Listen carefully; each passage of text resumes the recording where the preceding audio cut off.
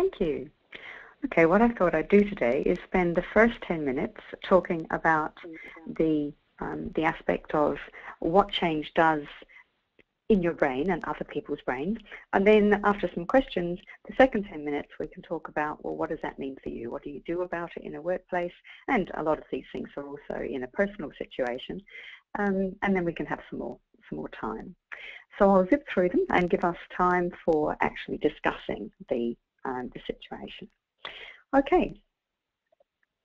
So the first thing that I'll talk about is the reality of change, if you like. So what does make it difficult?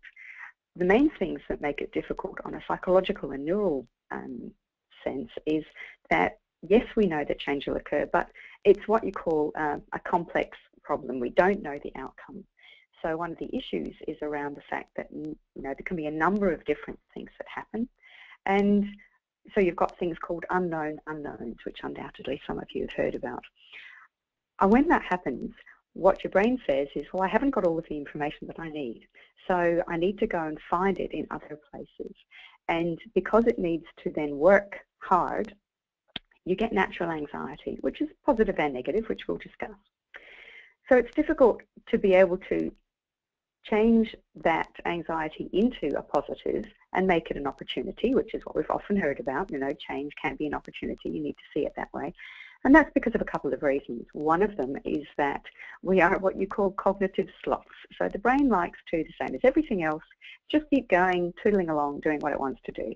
If you have to change your mind or you have to build new ideas into your brain, new schema, what they're called, like little networks of information, it takes effort. And it also takes willpower, because if anyone's tried to change a habit, they will know that it does definitely take willpower to have to alter the way that your brain's wired in how it approaches something. The other issue is around inevitability. So human beings like what we call an internal locus of control. And all that means is people like to feel like they are the controller of what they're doing. And when something's inevitable, and especially if a change process happens outside you and you have little input into it, then you have what's called an external locus of control. And humans are wonderful at trying to get that back in, to the extent where they'll actually, they'll destroy things. I'm from an industrial relations background, and it was fascinating how if you couldn't get win-win or even win-lose, people will go for lose-lose rather than not have control of a process. So we've got that basis, and what we need to do is to turn that into more of a collaborative situation so that you are part of a process, you are allowing other people to be part of a process, and cognitively what you're starting to do is spend the time looking for ideas and ways through instead of looking for ways to block. And the biggest part of that is for it to be, as far as possible, a collaborative process. So if I was to be with you now, I would start asking you questions around how you're feeling about this picture that I've got up on the screen. So would you like to join that kind of group? And most people will give me all sorts of answers. They'll be talking about it looks warm, it looks involving, it looks positive, people look like they're having fun, but they're also working. So a lot of those sort of responses. And that seems to happen no matter what culture I ask either as well. Whereas if I say, okay, instead, everyone wants to join that team, so now you've got this person as the boss, just look at that picture and think, all right, how much am I going to feel now like I will be a really big part of what happens? So what are my initial reactions? Or you could have someone like him, which is, it's all about him. Are you going to feel very much like you will be part of this process? So right from the start, our brain starts to put us into a situation where we're either going to feel as if we want to step into the process, or we're starting to have doubts and want to step away from the process. And the sorts of things that become really important, and especially the sorts of things elicited by the first picture, are around things like trust and empathy, humour. The creativity is increased when you're feeling positive, and alignment of what's going on. So why? A couple of things. One of the things is very often in a change process, and it should be the case, at least initially, you're starting to talk about what's going to be happening. So very often you're face-to-face with people. And this might also give you a hint why you can't just go on an email or give a video out to people to discuss in a change process with them and make them feel happy. There's quite a lot that happens face-to-face. So those team leaders and advisors and helpers and bosses who talk to people face-to-face will always get a better outcome. The sorts of things that happens is you have mirror neurons, and if anyone doesn't smile when they see that picture, then you must be having a bad day. And what it does is it immediately starts us it elicits a positive mirroring, if you like, of that smile. And there's a subset of mirror neurons that are fascinating. They only fire with a certain type of interaction. So when you first meet someone, mirror neurons will fire, and most people think that they would be telling you fight, flight, but they're actually not. They're telling you about whether the person's smiling and laughing. So we are hardwired to connect. They fire a lot in team bonding situations, and they have a contagion effect. So you tend to have people, the mood lifts. The second thing that happens is you have spindle neurons that fire. So these are very, very long neurons that go from the frontal cortex of your brain. They wrap around and across your brain, and they combine your emotional aspects with the task capacity that you've got. And they're very important in the establishment of empathy and trust. So they fire 1/20th of a second, really fast, when you're interacting as well. The third thing is that when you are together physically in an environment, then you start to attune yourself physically. So especially if you walk, when you're with other people, or if you're, because we're actually built to walk about 20 kilometres a day, but we set up something called dynamic resonance. When we're moving in towards each other, when we're listening, nodding, you really do read that sort of thing. And if you're feeling very positive about that, then your motor neuron system starts to trigger dopamine.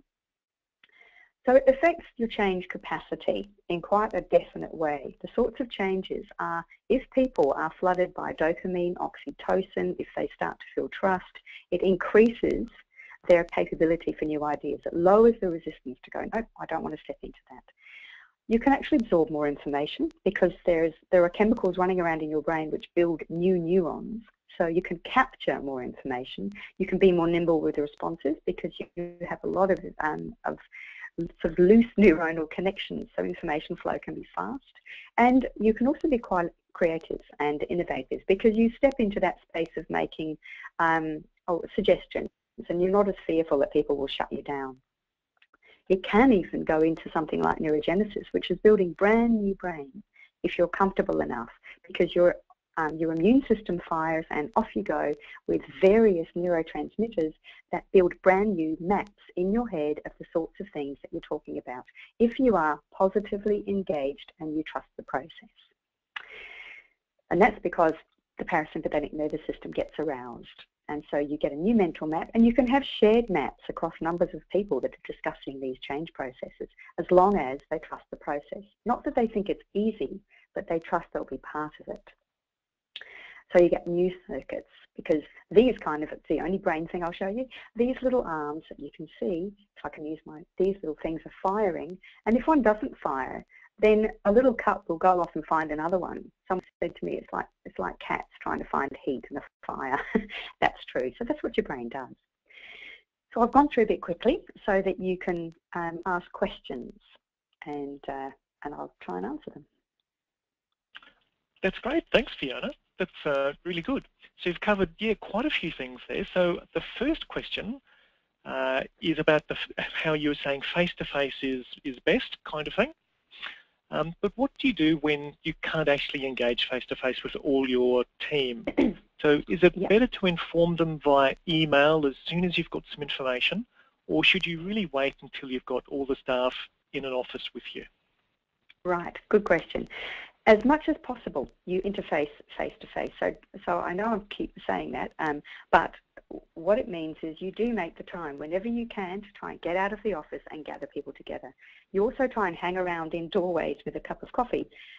Don't try and wait until you've got all the answers. One of the problems with change is almost the more dedicated a manager is, and I've been there, the more you try and collect all the information so you can give people a really good answer. you know, and very often the door's shut because you're working really hard.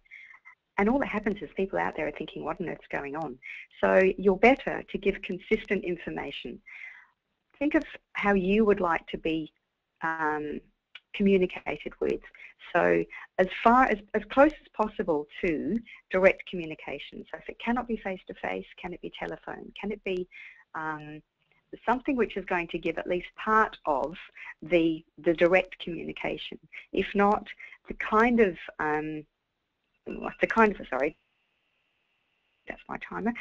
interaction that is going to allow people, if possible, to ask questions back, because one way is one of the real difficulties.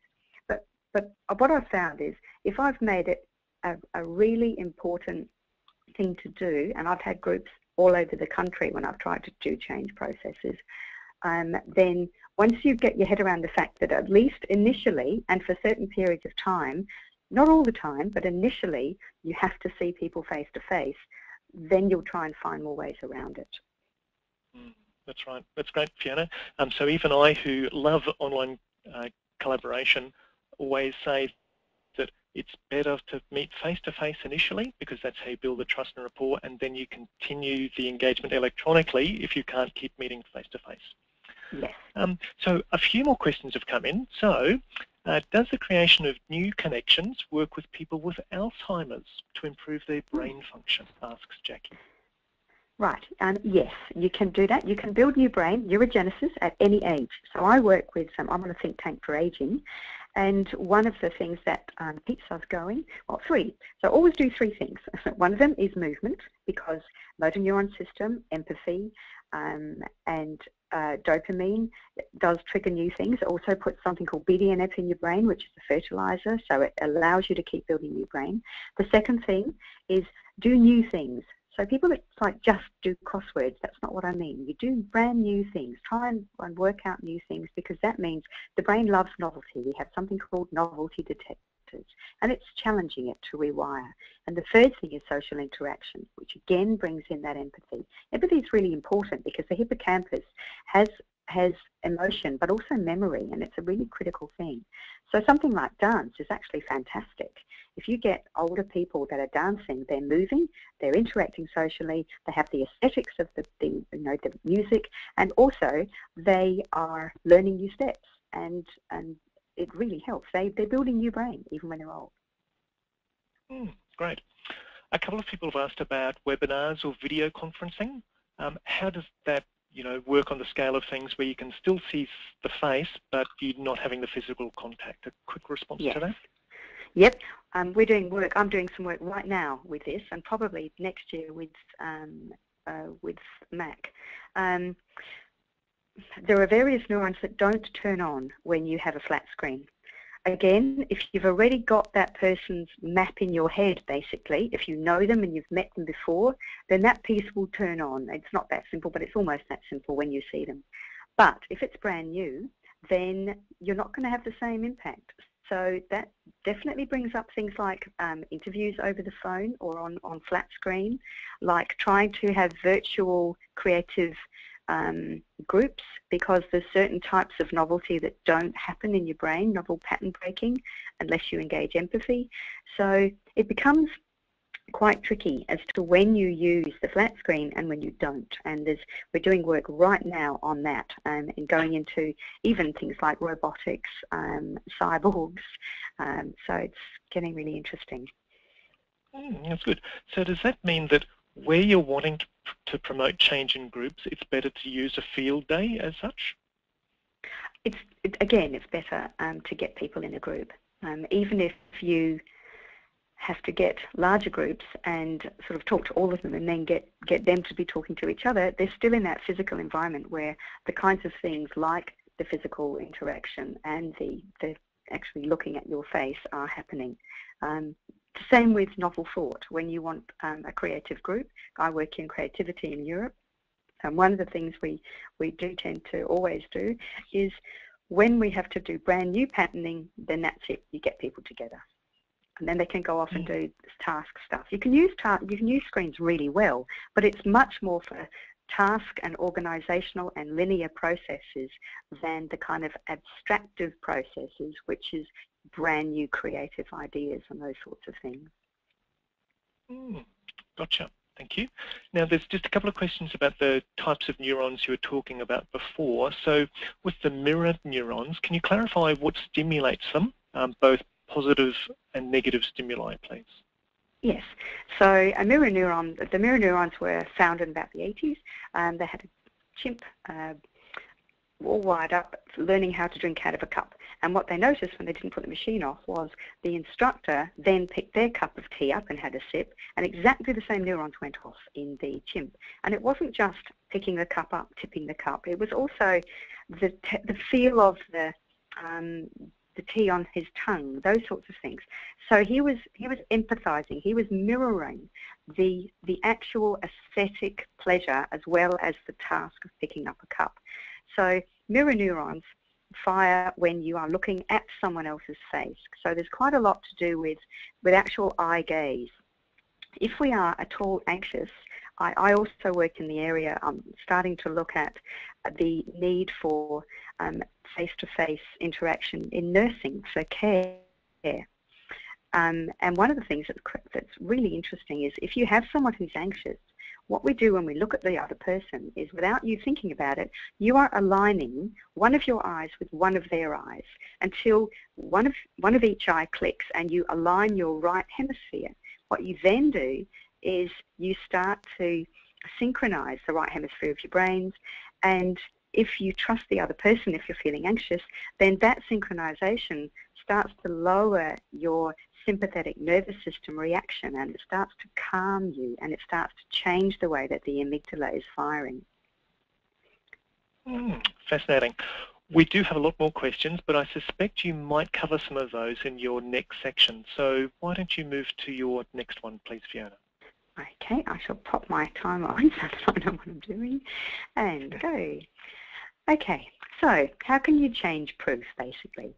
And certainly we'll accept the fact that different people have different capabilities. Some people are, you might even know, some people that got quite a change addictive. I worked with one vice president that loved it, but he kind of left a wake of destruction in his path.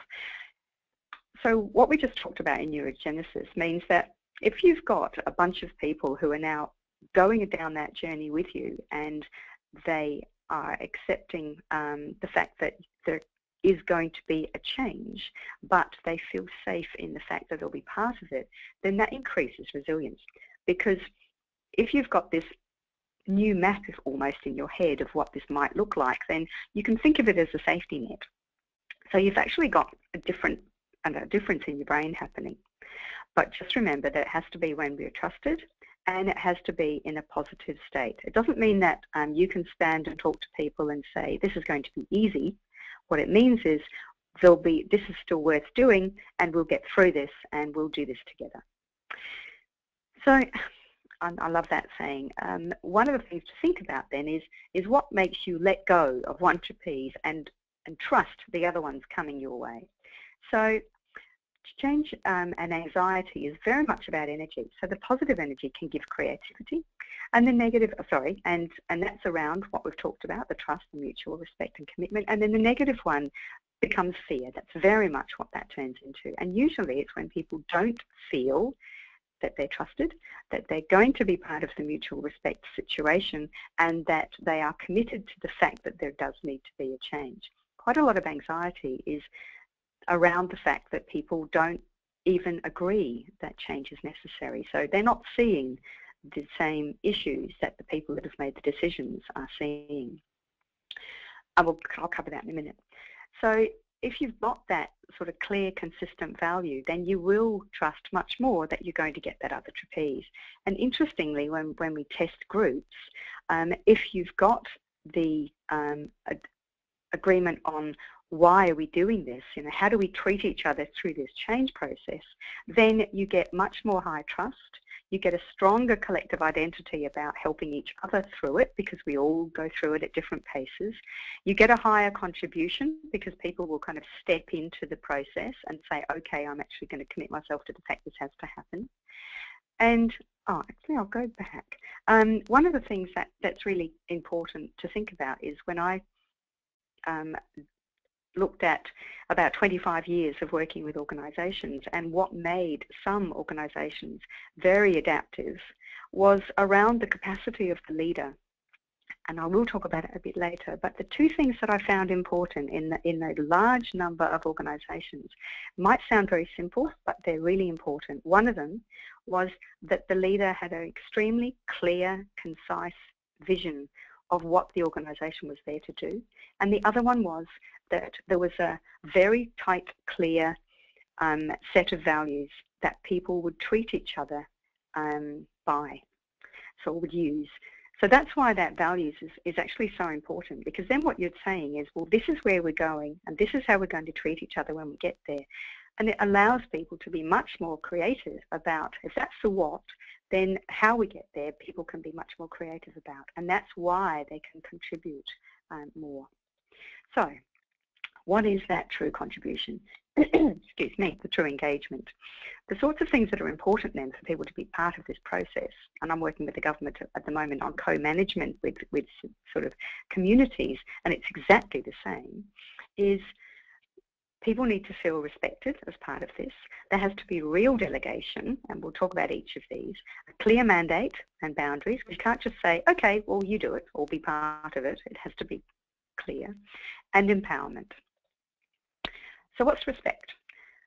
When you're talking positively with people, the interesting thing that happens in your brain is the brain looks for alignment.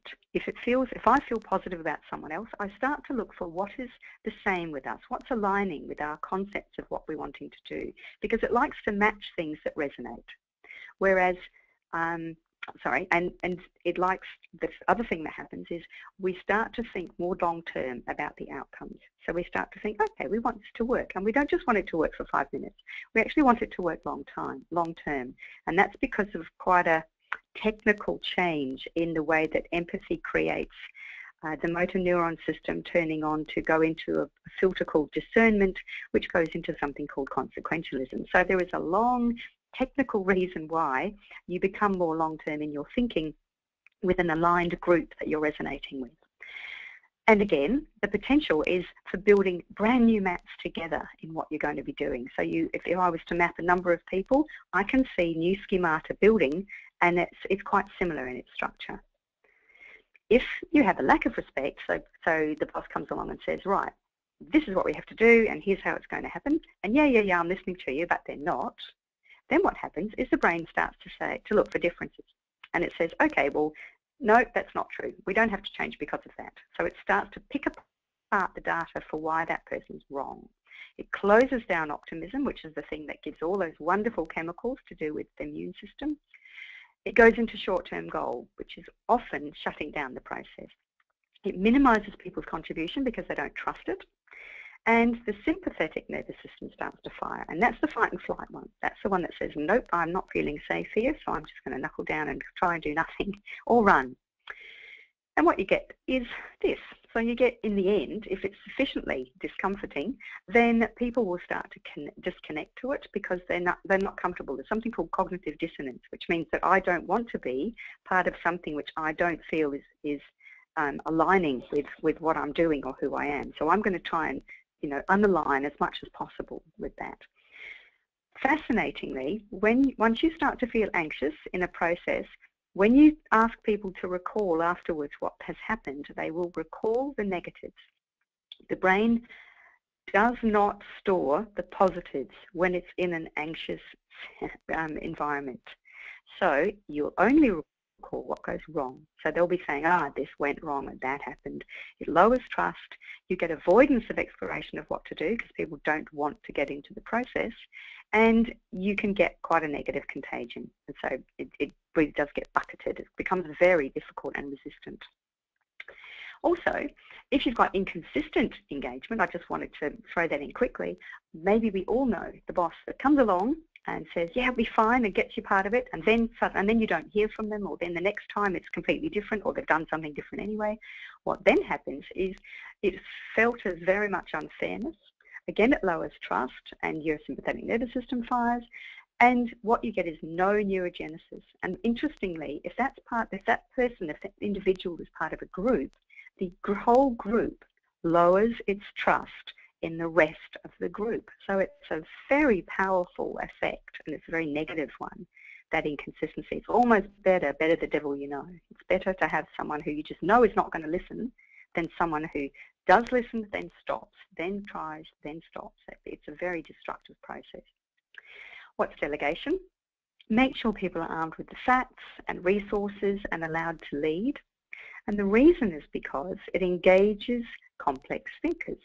So it means that instead of having this kind of attitude of, yep, terrific, I know what's happening, and in 2 minutes I've got all the things that I need and I'm off, which probably reminds us of some leaders, you've got people who are able to step back. You've allowed them to be able to start using their brain a different way and look at the complexities. What's the information we've missed?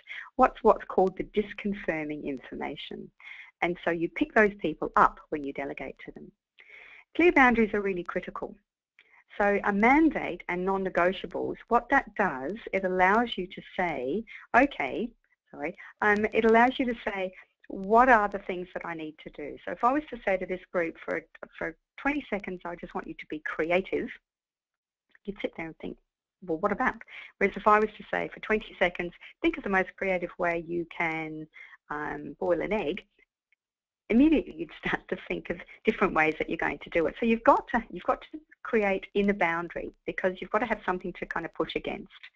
So what it does is it allows you to have very heightened creativity. It also manages your expectations, and it allows you to scope out, what's the bit that I can be creative about and what do I not step into? Empowerment. So people need to feel meaningful. So am I adding value? Can I use my judgment? Can I have a sense of pride in what I'm doing here? Can I see progress? And are my values aligned with what's happening? So we talked about the fact that leadership's critical. And I've covered the fact that there needs to be a passionate idea and values and pragmatic optimism of the fact that it's possible, and that it takes the time it takes. So the beginning of a change process is slow. It's exponential. People take a long time to get on board and actually accept the fact that they have to do something different.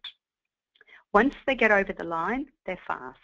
So it's not a straight line graph. It's very much a logarithmic curve. The other thing that's really interesting, just to finish, is that leaders' brains are actually different. So impassioned leaders, their brains at the prefrontal cortex, they fire much more differently on this sort of area. So the ones that you would kind of follow into hell are people that have very, very cross-connected brains, and they light up very much on that interaction and interconnection aspect. And metacognitive maturation is important. Young people, it's unfair to get them to have a really good idea of all of those complexities of a change process. So you need to be aligned, because as we've said, you can be better deal with the complex problems, and it gives you resilience, and you trust the process more, and you look for long-term solutions so you can navigate. You can think about what are the decisions that have to be made, well, how am I going to think about the fact that this is complex? And you can start to feel empathy and values-based connections to what's happening. And what you get, hopefully, is you get a clear what, you can have a creative how, and you can get people that feel so much part of the process that the job of you as either the manager or people advising this process is that you can get this guided self-organisation rather than a process where it's trying to be controlled, because as soon as you try and control it, you won't. Okay, I'm done. Well done, thanks Fiona. And if you just go, I think, to your final slide, we'll see your contact details as well. Oh yes. Very good, thank you. So we have some questions for you. So again, in maybe as few words as you can, yes. Do these mechanisms work this way when you as an individual are looking for change rather than change coming to you? So it's the difference between chosen and unchosen change, I guess. Yes, it means that you're further into that process of connecting with it. Once you've decided to look for the process, you've stepped into that situation of I have to do things differently tomorrow than today. So yes, you're much further ahead of that curve. Great, thank you. does this just apply to change within an organisation, or can it be applied when we're trying to encourage change in others outside our organisation? Yeah, this is everything. This is whether you've got a teenager, yourself. Willpower is really interesting. It's exactly the same for yourself. Willpower is like a muscle. You have to exercise it. So yeah, this is how people's brains work in a change process. If you've got something at home you want to change and your teenager doesn't feel part of it, they'll push back. Okay. Could you comment on the aspect of competition? For example, your group might be in competition with another group for another person's attention, their trust, and things like that. If you have competition which is seen as fair competition, and people agree on the basis on which you're competing, then it's healthy and positive. And again, wrap values around that. If you have competition which is seen as unfair or unjust, and if one group is using values that the other group don't agree with, then it's very corrosive. Yeah, then it's quite different. Then it goes into that whole aspect of you hugely lower trust. People will pull out, and they will get that really dissonant feeling about what the process is. Okay, good. Now, earlier in the presentation, you mentioned walking with the person you're talking with. Nicola's asking, why is that important, and how does that work? Okay, the motor neuron system is a really interesting process. Human beings are built originally to walk about 20 kilometres a day and to deal with the things that they come up against as they are walking. And we're going right back to why human beings are set the way we are. So what happens is when you are in ambiguous situations, or when you're in a situation where you have to think outside the square or deal with a problem, it's much better to be physically active, because when you're walking, a number of things are happening. You're in dynamic resonance with the person you're walking with, which attunes neurons. You oscillate together, but you also have more oxygen to the brain. You have more glucose for complex problem solving, because whenever you make a decision, whenever you have cognitive load, you need glucose. If you don't have glucose, you make bad decisions. You also get a thing called BDNF, which starts to circulate in your brain. It's probably the strongest fertilizer for new growth of brain.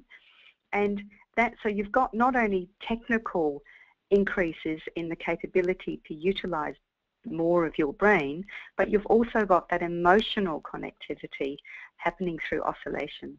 So I don't know if any of you have walked with, again, something like a partner, a teenager, someone like that with a problem. It also means that you're not, you're with them, but you're still doing something else as well. So that can allow people to float ideas while they're also engaged in the physical act of walking. So it has a number of benefits. Great. Okay, so what happens if you're dealing with people who are experiencing extreme stress or a very depressed state? Right, they're two different things. So which one? Okay.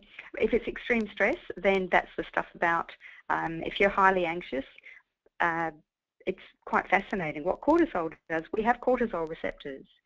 And so if we are really stressed, we get flooded with cortisol. Cortisol puts a blanket between your ability. When I talked about the ability to build new brain, that's the chemicals being able to go up into the brain or up into your real working memory and to start new schemata. If you have cortisol, then that not only stops new brain, it actually puts a blanket over all the knowledge you've got in your mid and long-term memory. So if people are scared, sufficiently scared, they can't even get at the knowledge they know. So it's why really scared people do really dumb things. It's why you suddenly get stage fright, or you think, oh my God, I knew that. It's because cortisol just stops the capacity for those, for the real working memory to connect down into mid and long-term memory and bring up the stored knowledge that you've got. So the first thing you need to do is get rid of the anxiety. You actually need to stop the sympathetic nervous system from firing. So if it's really strong, and it depends. If they're little, then you hold them, not tight so that they're screaming, but so that they feel comfortable. If they're older, you need to just settle them physically, usually. If there are boys, quite often you need to do the opposite and let them run or go, because then they can start getting some of that oxygen to their brain. So yeah, it's actually a really complex question. Yeah, sure, okay. So I'm really glad we allowed extra time at this webinar for the questions. So here's another one. So the comment, I guess, is that it's interesting to see the role of the mirror and spindle neurons that influence the feelings, emotions, trust, and that sort of thing. And then resistance to change is lowered and more information is able to be absorbed. So the question is, how important is it then to trigger emotions and feelings before providing information and rationality for change? Yes, critical. So one of the things that I do, well, I come out of mediating and industrial relations in power stations, coal mines, car manufacturers, and one of the things I learned really early, and I still do it, is I spent a lot of time aligning the feelings of people that they were actually part of this process and that they were involved in it and that they were valued there. And until I tried to do that, I'm not going to get anywhere near what their real issues are to do with what their fears are. They will tell me the script, but that's usually not what the underlying process is. So you're absolutely right. Value chain work, I spend a lot of my time getting all of the players together and actually trying to agree on how are we going to identify costs and benefits, how are we going to share them, what are all the things that are going to get in our way from being seen as valuing each other and being in this process together, because we've got to get this to work together. So that's critical in just about every type of improvement that you can get, whether it's getting an upgrade to a value chain, going into a change process, negotiating through a very difficult war in an industrial situation. All of it is very much, you've got to win the heart to change the mind.